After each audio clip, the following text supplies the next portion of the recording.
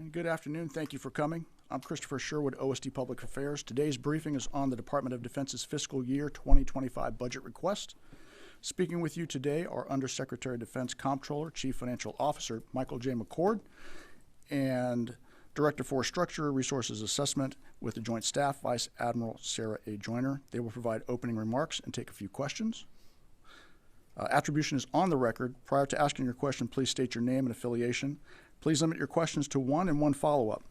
I will let you know when we're nearing the end, and we have time for one last question. With that, it's my pleasure to introduce the Honorable Mike McCord and Vice Admiral Sara Joyner. Thank you very much, Chris. Thank you all for being here today. Vice Admiral Joyner and I, as Chris said, are going to give you an overview of the budget request, and then we're happy to take some questions. I want to start by thanking Admiral Joyner and the whole Joint Staff team, from the Deputy Secretary, the Vice Chairman on down. We have ourselves and CAPE, Joint Staff, try and bring that corporate overview to everything that we do to help us through this very robust process it takes to build a budget, where you kind of hear some of the problems from the bottom up. You bring the strategy from the Secretary at the top down, and you try and make sure everyone's heard, the COCOMs and the components as well, to make sure that we get this to be the best product that we can be. So I want to thank everyone that was involved in building this budget. Only two of us get to sit here and sort of present it, but it was the work of many people. With that, let me turn to the first slide, which I can see is already up. Very good. The strategy is the same strategy, as you know, that the Secretary put out in late 2022. This is the third budget fully informed by that strategy. You'll see a lot of continuity in this budget, therefore. Continuity of strategy, of priorities, of programs, of funding levels. There's going to be more that you expect than surprises you, I believe, in this budget as you get a chance to go through it. The flow of this briefing is also somewhat similar to last year, help you kind of compare from last year to this year. So with that, I won't belabor the strategy again. That there is nothing new on that front. Let's get to the numbers real quickly. Again, big picture-wise, this should not be a surprise to you, because the top line was agreed to in June of 2023, so not quite a year ago, but 9 months ago in the Fiscal Responsibility Act. So we marked to that top line. Again, everybody should have been expecting that. I think probably was expecting that. So we followed the law there. This chart, as you will see, we do not have anything filled in FY25 for supplemental. There is no supplemental attached to this budget. We, of course, are very interested in getting Congress to get across the finish line the supplemental that was sent last October that is still on the plate there. The Senate passed a very good bill. We need Congress to act as a whole on that. I can speak to that more in Q&A. I won't go too long on the supplemental because it is technically not part of this budget, other than to say it is essential that we get action on that. We, as the United States, extended our hand of friendship and support to Ukraine when they were attacked, and we should not be withdrawing that support now. We do need that supplemental. Everything else in here, again, tracks very closely with last year. The Fiscal Responsibility Act top line is, as you know, about a 1% increase over last year's level. Which is less than the rate of inflation, as everybody, I'm sure, knew at the time when they set the top line. So we do not have positive real growth in this budget, but again, that was as intended by our elected officials who agreed on the top line last year. Okay, with that, let me just make one brief commercial about to reinforce what the Deputy Secretary just said about the insidious kind of nature of continuing resolutions. I came up with this chart to kind of portray it in a different way. Some of you have heard me talk about this before. I do get tired of complaining about it, but unfortunately the problem persists. We have been in a continuing resolution, or a CR, where we're not able to make positive steps forward, but can only keep doing what we were doing last time for now approaching 1,800 days as of March 22nd when we get to the end of this current CR. 1,800 days out of the last 15 years. So it's an average of about 5 years, or out of 15, 1/3 of the time we have been stuck in neutral rather than moving forward. That is a dysfunctional, a harmful, unhealthy pattern that really needs to stop. And I know it is not that our appropriations committees are unable or unwilling to write a bill, or that there are necessarily anything specific to defense that is causing a lot of these delays.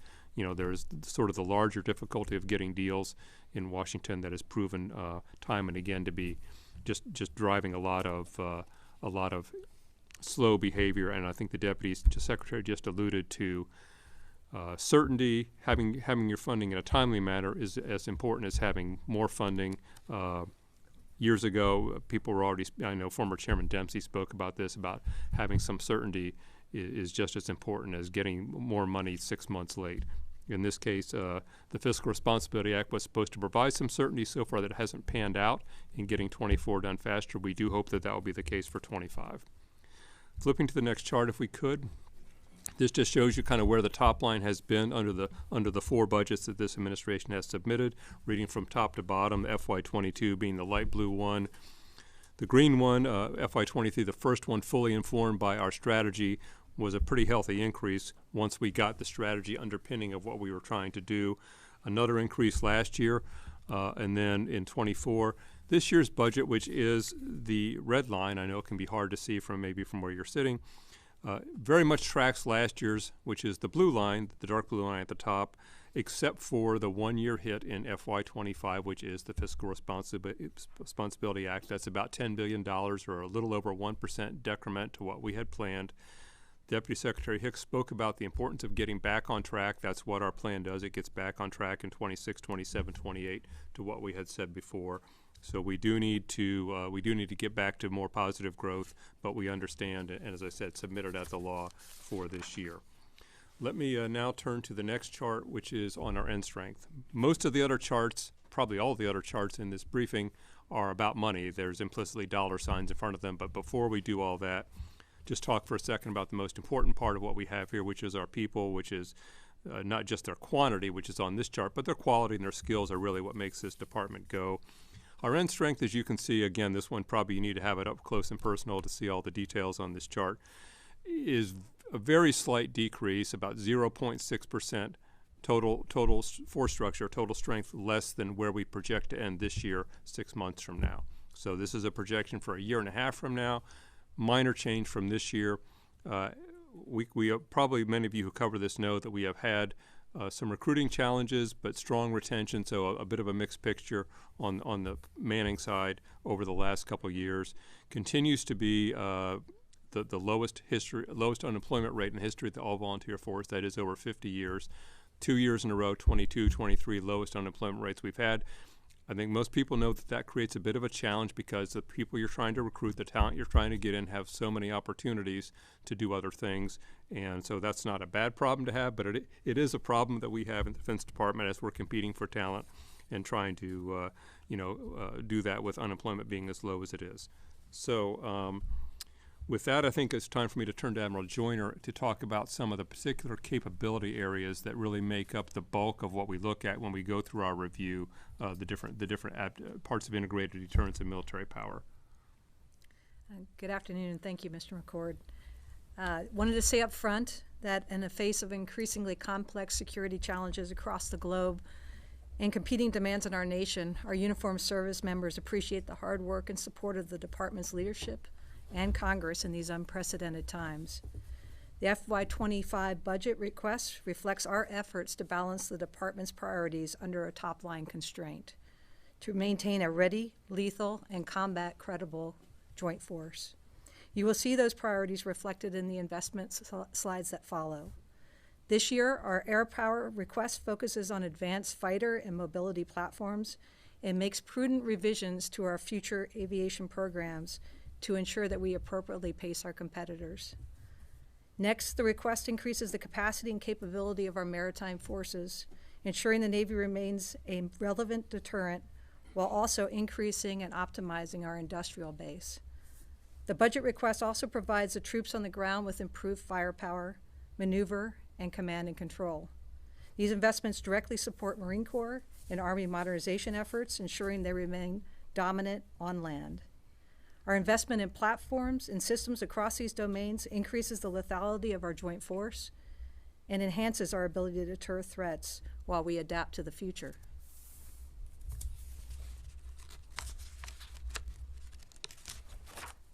Today's nuclear enterprise is safe, secure, effective, and credible. And all 3 legs of the triad are ready if called upon. However, all 3 legs of the triad are undergoing a generational modernization effort. The FY25 budget request makes a significant investment in the nuclear enterprise as an essential component of integrated deterrence to ensure its continued efficacy. This budget increases funding for Columbia-class ballistic missile submarines through the submarine industrial base, as well as a ramp-up in advanced procurement funding to support a planned procurement of 1 submarine per year beginning in FY26. The request continues development and procurement of the B-21 program and supports key modernization efforts for the B-52. It also revitalizes several S&T efforts focused on evolving threats. This budget seeks to modernize NC3 senior leader communications required to maintain continuity of operations in times of crisis. And though the Sentinel program is currently undergoing a Nunn-McCurdy certification, it is fully funded in the FY25 request. Finally, the FY25 budget expands the nation's defensive posture with additional investments and enhancements to missile defense capabilities. These critical programs defend the homeland, deployed forces, and allies and partners against increasingly complex threats, particularly from China and Russia. Long-range fires is an important component of our modernization effort. Hypersonic weapons and other long-range missiles provide offensive capabilities to hold adversary targets at risk while reducing risk to U.S. forces and equipment. The Department is requesting nearly $10 billion in PB-25 to continue developing air, sea, and ground-launched weapons to provide flexibility and impose operational, technical, and fiscal challenges on potential adversaries. This substantial investment is over 39% more than our last enacted budget, FY23 of $7.2 billion. Building on several recent successes, this budget procures a lethal and survivable mix of network long-range weapons and maximizes procurement of critical maritime strike capabilities that directly address the priority national security challenges. These investments will grow the Department's advanced offensive fires capability and field operational multi-domain hypersonic capabilities beginning in the mid-2020s to achieve maximum deterrent threat against a peer adversary. Our adversaries continue to field weapons that could deny or destroy our space capabilities, a critical component of the U.S. power projection. To meet these potential threats, the Department is investing in resilient and combat-credible space capabilities that enhance lethality and the effectiveness of our joint force. We've made significant investments in previous budgets to ensure we can provide reliable space support in competition or conflict. We are now focused on ensuring those systems remain funded and deliver as planned. The request continues the path of those previous budgets and invests in resilient capabilities with the goal of denying first-mover advantage to any potential adversaries. Our budget also includes funding for essential position, navigation, and timing modernization and invests in the development of protected satellite communications and targeting systems that can operate in contested environments. Finally, the budget request maintains an active eye on increasing competition for space by procuring launch vehicles that provide assured access, along with funds for modernizing our infrastructure. The FY 2025 cyber activities budget focuses modest investments into 3 portfolios, covering cybersecurity, cyberspace operations, and cyber research and development activities. The cybersecurity budget request improves our cyber posture by funding development and modernization in cybersecurity tools and capabilities. It also expands investment in zero-trust technology to ensure the Department can fully secure and protect its data. Similarly, the cyberspace operations request increases cyber mission force team training and readiness, increases ally and partner outreach via hunt forward activities, and improves capabilities, access, and infrastructures. In recognition of the rapidly adaptive nature of cyber, the R&D request focuses on emerging cyber prototypes and development, and AI and machine learning-enabled capabilities and technologies. Cyber capabilities will continue to be a crucial component of our national defense and accordingly a top priority within our budget. The Chairman of the Joint Chiefs of Staff has charged the Joint Force to be ready to fight today's battles, but also prepare for tomorrow's wars. But we cannot just focus on modernization at the risk of today's operations. The Secretary of Defense has made it clear through a deliberate effort reflected in this request to preserve the gains we have made in resourcing readiness. The highlights of these efforts are reflected on this slide. The FY25 budget invests more than ever to ensure our joint force is ready to respond to any strategic challenge. As mentioned, the budget was purposely designed to prioritize the near-term warfighting capability and readiness efforts displayed while sustaining ongoing modernization efforts.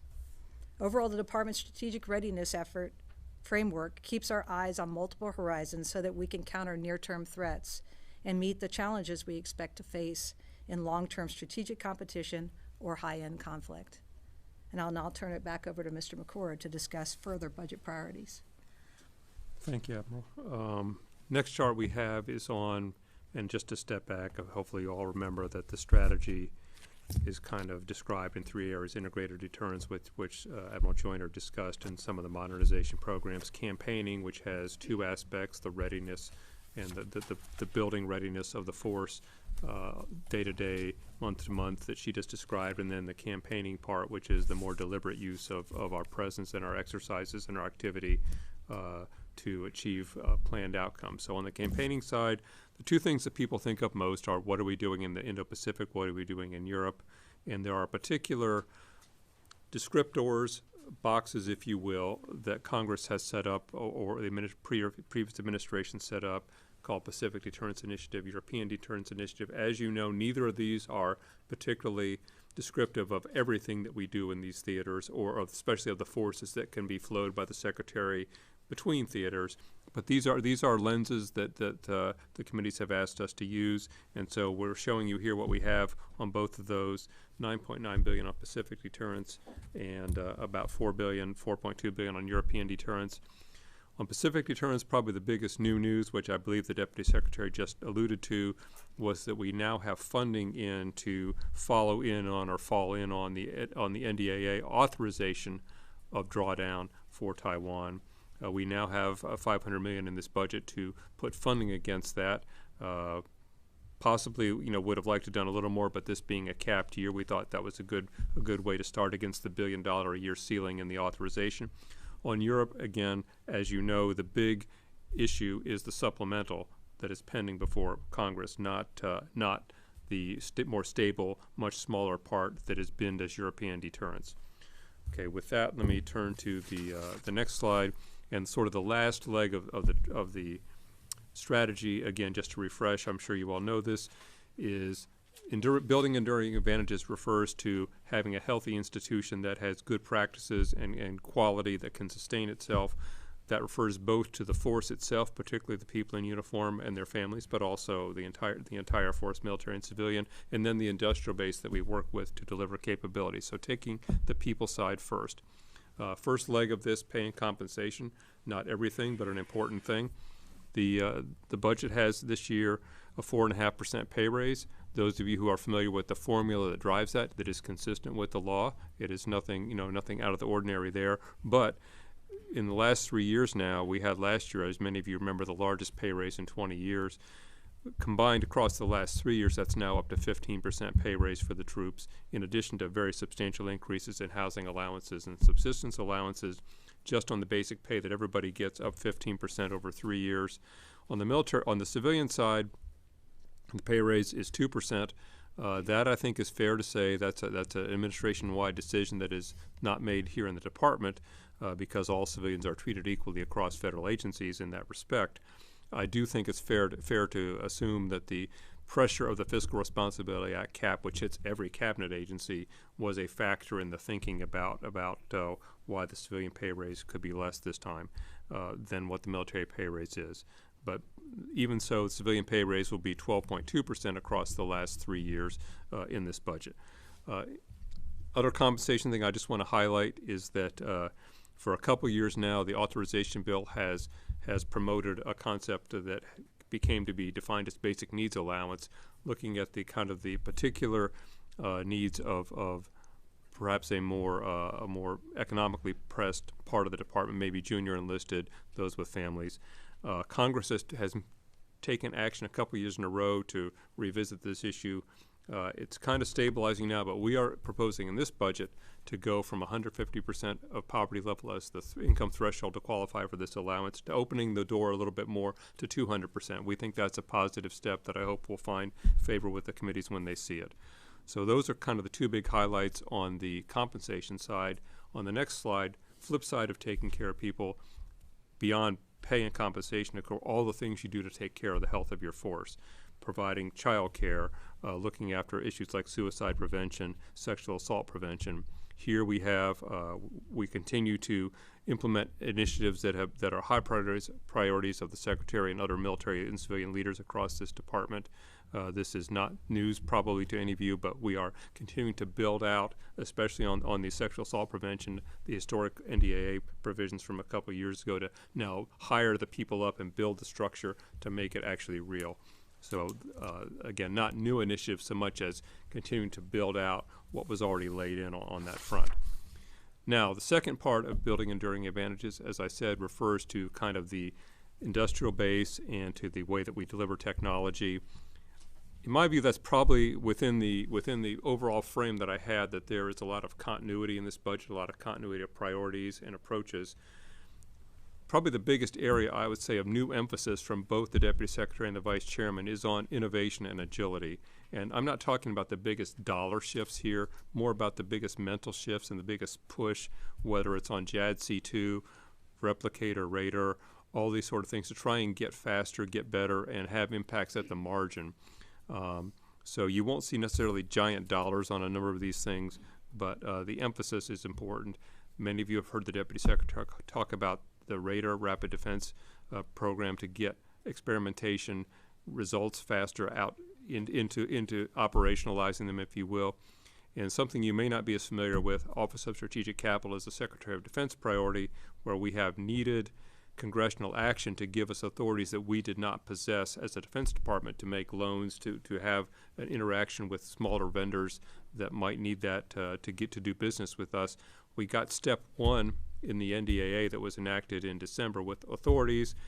If the appropriations bill can get across the finish line with funding to put against those authorities in the next 2 weeks, we will be up and running. But we've already got a good leg up in the NDA to get the authorities that we did not have. So that's one example.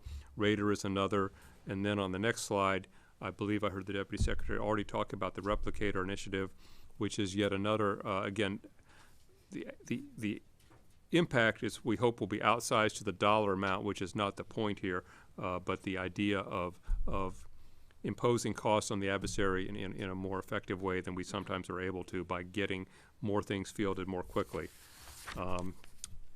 Next thing on industrial base, two more aspects. You've heard us, again, this is an area of continuity. The last couple of years we talked about some key technologies, microelectronics, casting and forging, critical materials. Those have been and remain emphasis of industrial base. We now have an industrial base strategy, which probably many of you are familiar with, that came out, I want to say, a month or a little more ago. I've probably lost track of time exactly, but a fairly new industrial base strategy, some continuing particular investments, and then submarine industrial base, you have heard us and will hear us talk a lot about as a particularly important and impactful industrial base.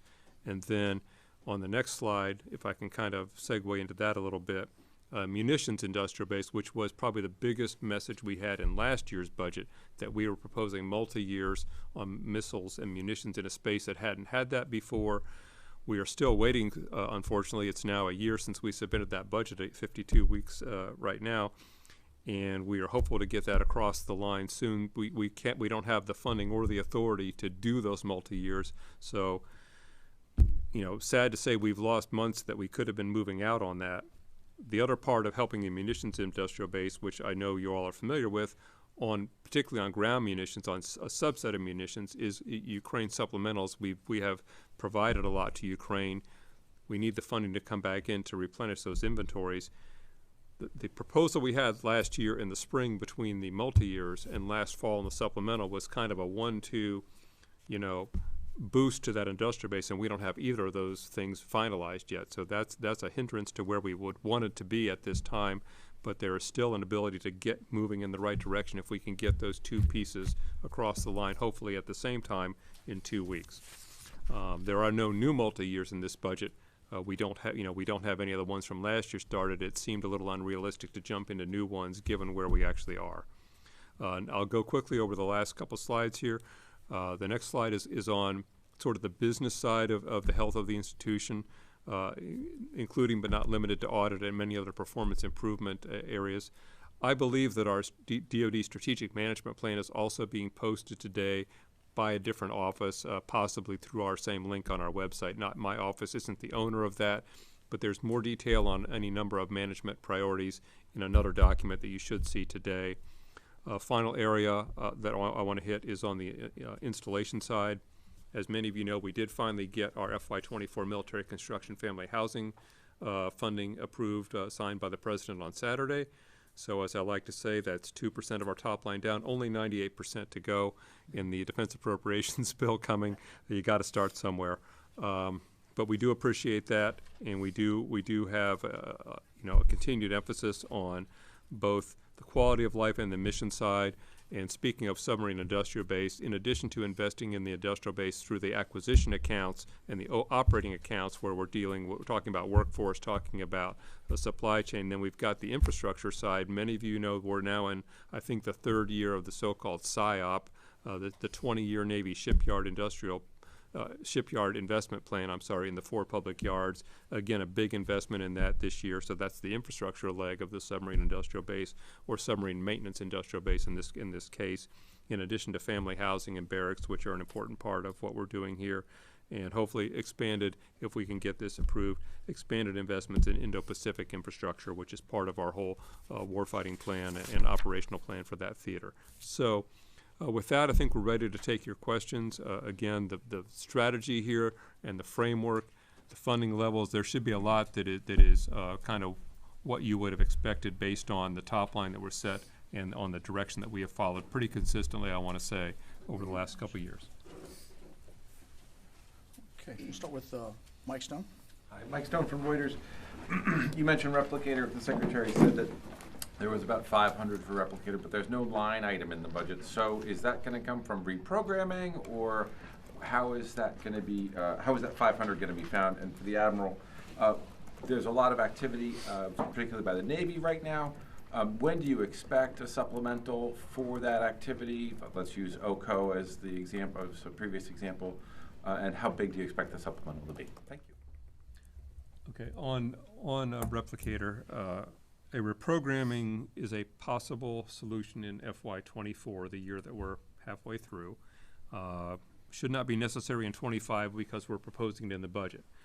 Our first hope for FY24, and the Deputy has personally engaged with the committees on this, is that they will work with us to put some funding in the appropriations conference that we hope to see in 2 weeks, and therefore a reprogramming would be moot because the funding would be done and in that bill. So step one is to see, were they able to get that in there, and is the bill able to get to the President's desk?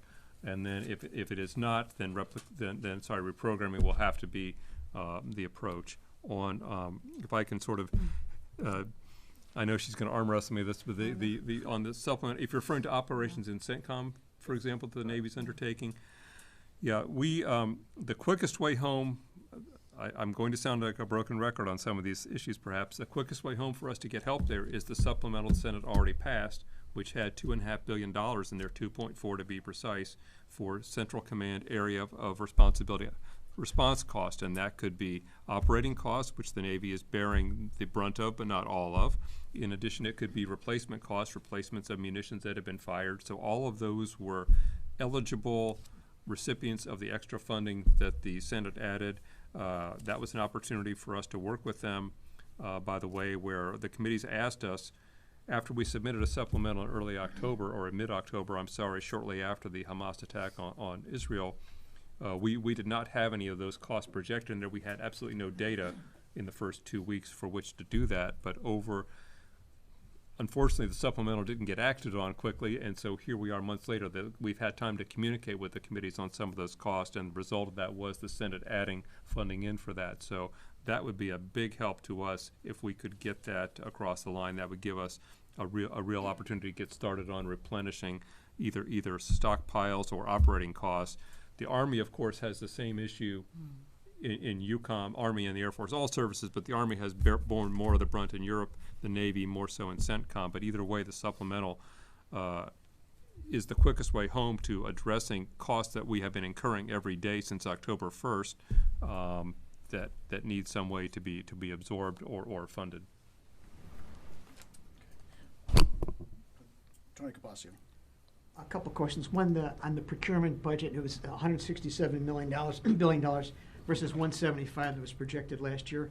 The Virginia class and the F-35 were reduced. Can you address both of those? Were those strictly budget driven because that's where the money was, or was the Virginia class's delivery schedule and the F-35's TR-3 software problems, were those drivers? And for the Admiral, any specifics on where the JROC focused investments this time? I asked Admiral Grady, and he gave a broad answer, but you're the point-specific budgeteer, so I'd ask you. Okay, on procurement writ large, you are correct that procurement, if you look at last year's plan compared to where we ended up and where is the single place where the most of that $10 billion reduction occurred, it was in procurement. Hopefully the Secretary or the overall DoD press release is available by now. There's a very direct quote right in there where the Secretary addresses his guidance that we prioritize readiness and taking care of our people, and where we had to take some additional risk to take it in the acquisition of newer technologies. So that is reflected in the procurement number tracks with the statement, which hopefully you've seen, but if you haven't seen it should be filtering its way out any minute here. On Virginia class was not a budget-driven decision. Every decision that we make obviously only happens once in a budget that has a particular top line, but that's not the same as saying that every decision in this $850 billion budget was about how to take the $10 billion. And Virginia class is probably the primary example of something that was a management decision the Navy proposed that got considerable discussion inside the group, and I think we all felt that it made sense. I believe the boats that are delivering are supposed to deliver this year are averaging over 30 months late, and we have more than a dozen on order that are still in production already. So the question was really, what can we do to get a better result other than keep doing the same thing and hoping for different result than what has happened the last couple of years? So we've already had some beginnings of submarine industrial base investments. It was a priority in last year's budget, which again, we don't have that money yet, so that's a problem. But you look at last year's budget, this year's budget, and the AUKUS so-called supplemental, there's a big investment in sort of three parts in the sub-industrial base that we think is going to be money better spent than putting another submarine on order that all analysis indicates we can't get 2 submarines if we order them in 25 any sooner than if we wait. F-35, as you alluded to, has some issues with it's a little behind schedule where we would like it to be in delivering technology. Therefore, it made sense to look at whether or not the ramp could be adjusted. But I will say that when people get to look through this budget, they will see 4th gen, 5th gen, and 6th gen all had some reductions in investment. It's not just that one program, and again, it's easy to assume that maybe every program decision, was related to the top line. That's not the case. So there are reasons why, based on technology's readiness, changes in behavior by your adversaries or your allies, or all kinds of management decisions might feed into why you relatively change priorities.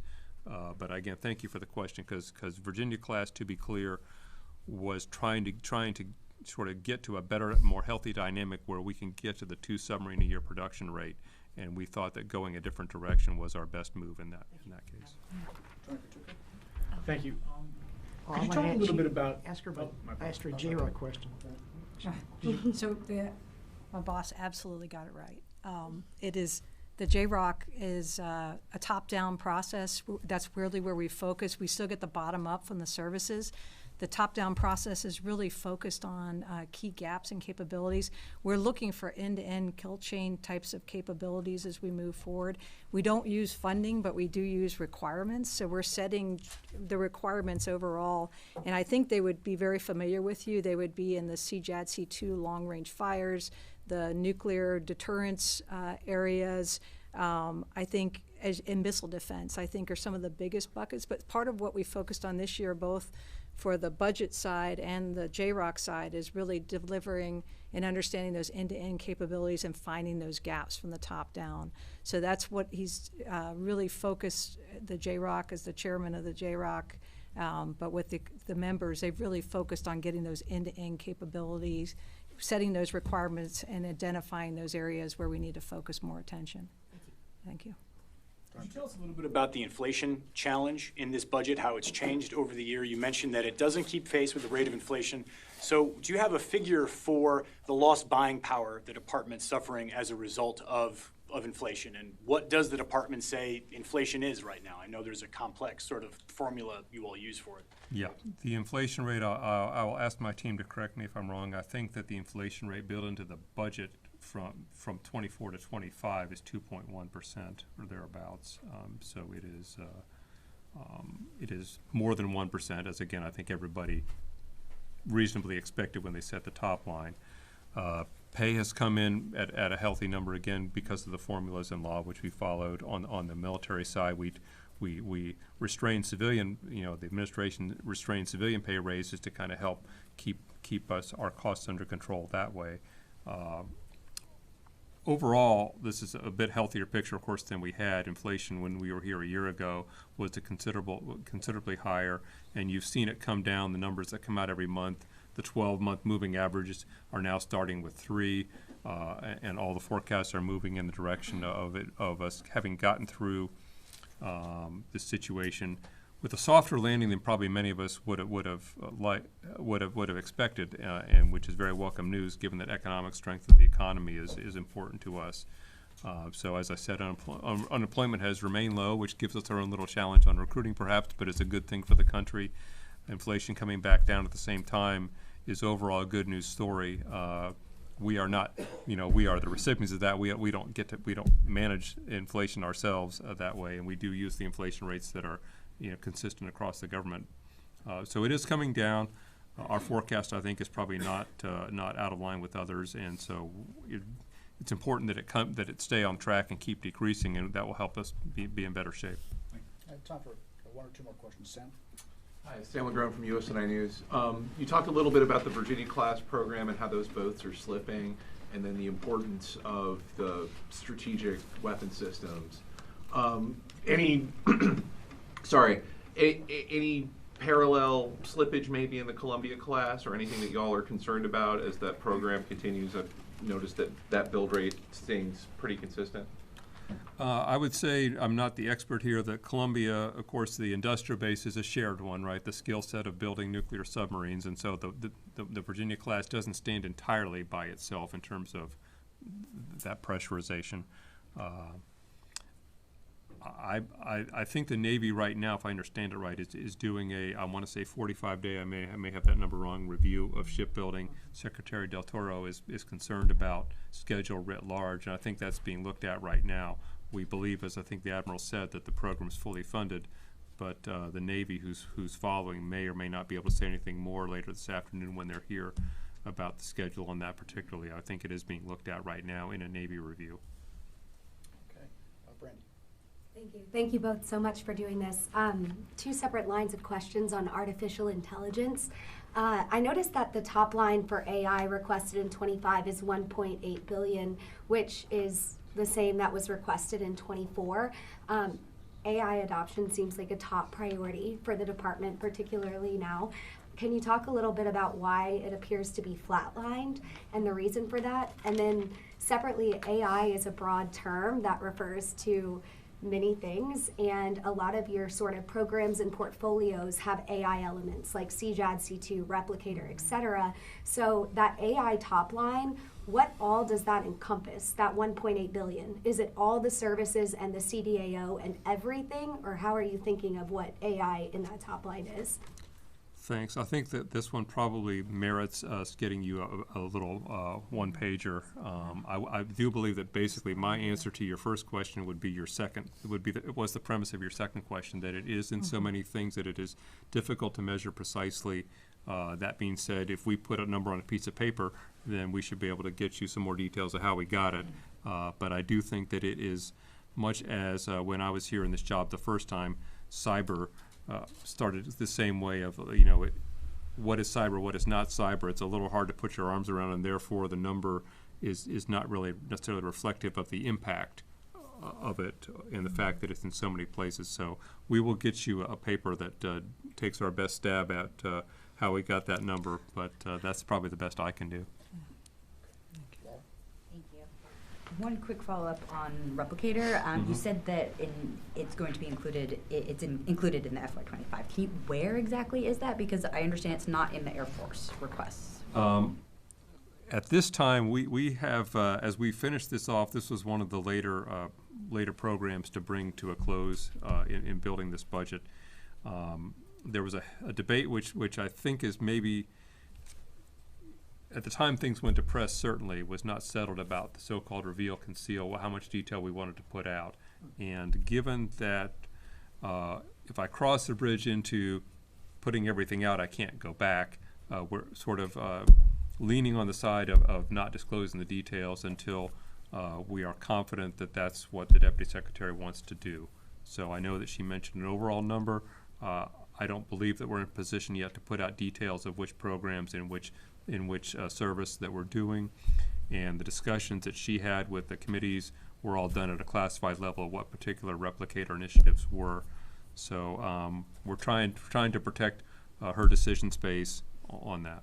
So it's classified, right? It is classified at this time. That is, the conversation will continue both internally and with the committees, and so that might change. But at this time, as I said, my incentive is to err if I'm erring on the side of not revealing it too soon, Okay, I see. And then a second question.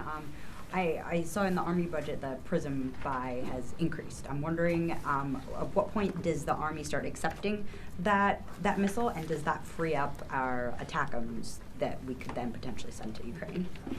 I know Undersecretary Camarillo will be out soon, and he probably has more detail on that. But I would say, similar to what comments I've made on a couple of programs here, of we had a munitions request that we made a year ago that we still don't have. So the time that they'll be able to implement the FY25 budget on PRISM partly depends on is the FY25 budget going to get enacted this fall, maybe before the elections, or not till a year from now.